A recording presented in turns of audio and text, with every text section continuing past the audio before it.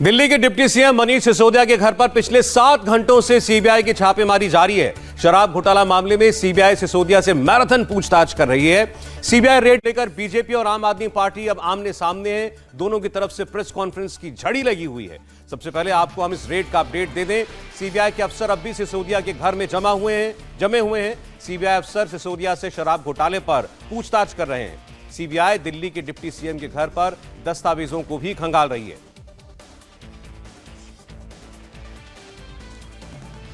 एक बार फिर आपको बता दें, रेड अभी भी जारी है। सीबीआई के अफसर जो हैं मनीष सिसोदिया के घर पर सुबह 7:30 बजे पहुंचे थे।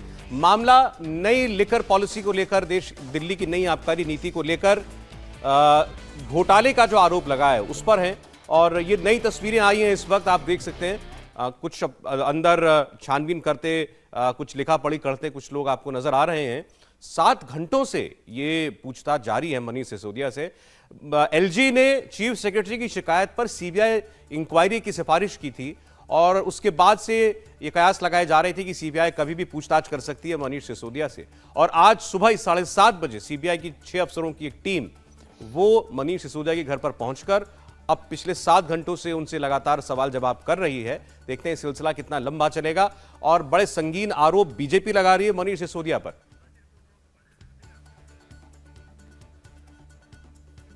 और इसी पर और ताजा अपडेट आपको देंगे भास्कर मिश्रा सिसोदिया के घर से लाइव हमारे साथ जुड़ गए। मेरे सहयोगी अभय पाराशर भी सिसोदिया के घर से हमारे साथ लाइव जुड़े हुए हैं। अभय, सबसे पहले आप बताइए, अंदर से क्या जानकारी निकलकर सामने आ रही है? 7 घंटे बीत गए, क्या पूछताछ, किस तरीके से कार्रवाई कर रही है सीबीआई? देखिए, कुछ हलचल हुई है। सबसे पहले मैं आपको हलचल की यहाँ की तस्वीरें दिखा दूं। मनीष सिसोदिया के घर के बाहर जो उनका मेन गेट है वहां पर सीबीआई के अधिकारी अभी कुछ नजर आए हैं। हालांकि अभी भी जो रेड है और जो पूछताछ का सिलसिला है मनीष सिसोदिया से, वो अभी भी यहां पर चल रहा है। कुछ सीबीआई के अधिकारी यहां पर अभी नजर आए थे। करीब 7 घंटे हो गए हैं, पूछताछ लगातार जारी है। और बड़ी बात यह कि शुरुआत में जब सुबह करीब 7:30 बजे के आसपास यहां पर सीबीआई पहुंची तो इस पूरी नई आबकारी नीति लेकर आई थी दिल्ली सरकार, उस बारे में पूछताछ हुई। साथ ही वो 11 अफसर जो कि एक्साइज डिपार्टमेंट में अफसर थे, उनमें पूर्व कमिश्नर भी शामिल हैं, डिप्टी कमिश्नर लेवल के जो एक्साइज डिपार्टमेंट के अधिकारी शामिल हैं, उनसे क्या उन्हें ऑर्डर दिया गया था मनीष सिसोदिया और उन अधिकारियों का क्या रोल था इस नई पॉलिसी को लाने में। क्योंकि ये आरोप लग रहे हैं कि जितने जो शराब के जो ठेकेदार थे उनसे जो लाइसेंस लेने के लिए जो फीस होती है उसमें गड़बड़ी हुई और उससे करीब 146 करोड़ रुपए का नुकसान जो है वो सरकारी खजाने के अंदर हुआ है। फिलहाल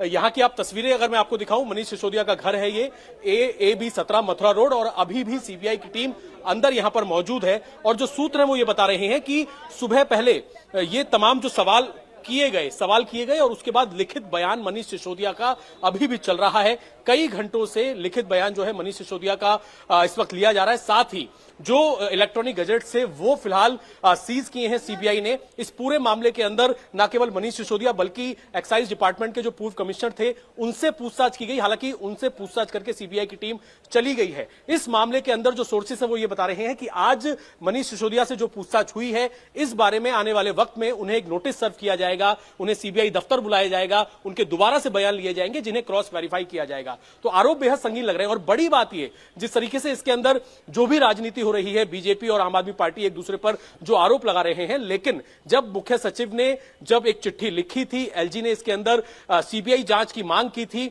सीबीआई जांच को रिकमेंड किया था, उसके बाद पहले सीबीआई ने एफआईआर दर्ज इसके अंदर नहीं की थी। पहले इसमें एक प्राइमरी इंक्वायरी की गई। प्राइमरी इंक्वायरी करने के बाद जो पॉलिसी जो थी, जो नई आबकारी नीति थी, उसे दिल्ली सरकार ने वापस ले लिया था।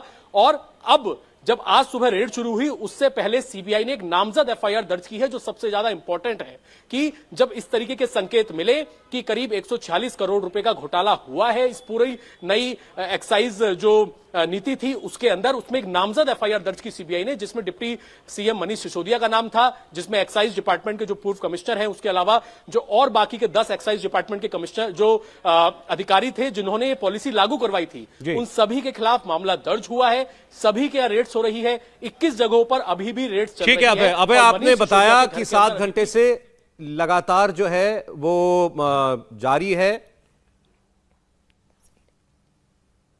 और इस वक्त देखिए कुछ और तस्वीरें आपको दिखाई दे रही हैं। मनीष सिसोदिया के घर के अंदर की तस्वीरें, कुछ पुलिसकर्मी आपको दिखाई दे रहे हैं, महिला पुलिसकर्मी भी अंदर मौजूद हैं। इसके अलावा सीबीआई के अफसर वो अभी भी अंदर मौजूद हैं और छानबीन अभी भी जारी है। हालांकि 7 घंटे हो चुके हैं। अभय ने अभी जो जानकारियां दी बड़ी अहम है कि मुमकिन है कि आज सीबीआई की टीम चली जाए और उसके बाद एक नोटिस सर्व किया जाए मनीष सिसोदिया को और उनको सीबीआई दफ्तर पूछताछ के लिए बुलाया जाए। और इस बीच आज जो उनके बयान हुए हैं और बाकी जो अधिकारी जिनसे पूछताछ हुई है, इनके बयानों का मिलान किया जाएगा, उनको क्रॉस वेरीफाई किया जाएगा। एक बात। दूसरा, अभय ये भी बता रहे हैं कि डिजिटल डिवाइसेज जैसे फोन, लैपटॉप वगैरह वो शायद सीबीआई ने सीज किए हैं मनीष सिसोदिया के घर से।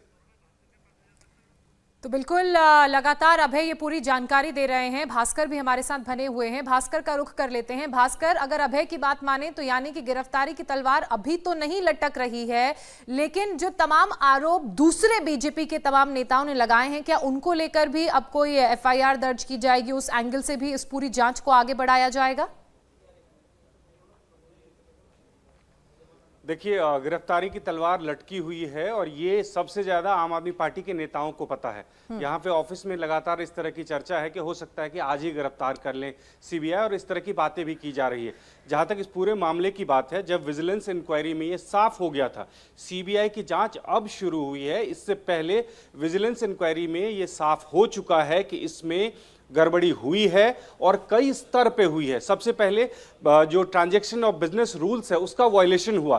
कैबिनेट नोट जो 48 घंटा पहले आना चाहिए था एलजी के पास, वो कैबिनेट में पास होने के बाद आया।